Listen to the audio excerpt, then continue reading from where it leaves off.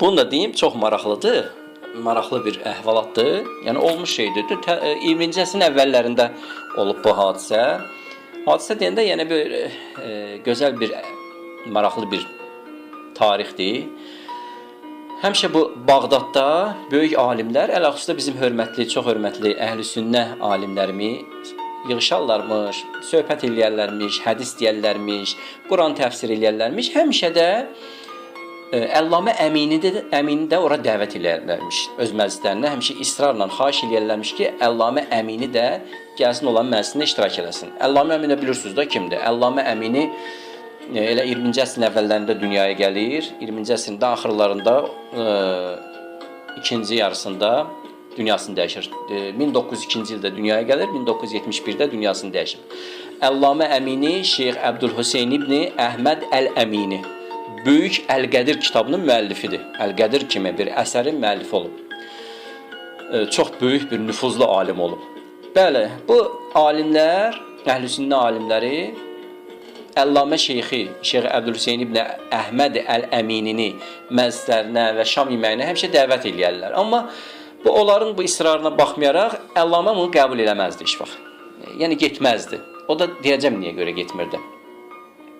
Sonuncu dəfə Əllamə şərt kəsir bunlarla ki, yalnız şam yeməyinə gələcəm də. Yəni heç bir elmi münazirə, elmi söhbət, diskusiya bunlar olmayacaq.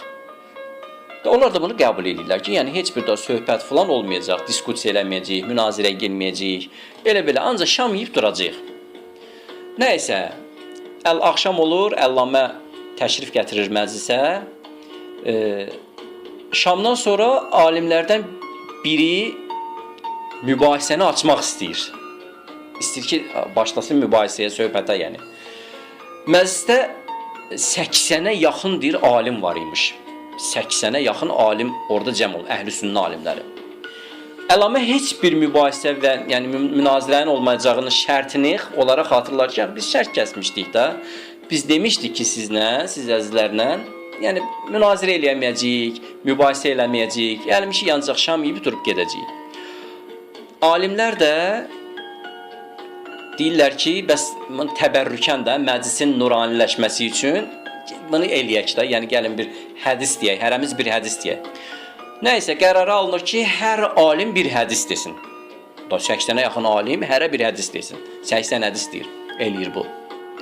Hamı da bilirdi ki, orada əyləşənlərin, alimlərin hamısı hafizdirlər. Hafiz yəni bu mənada ki, ən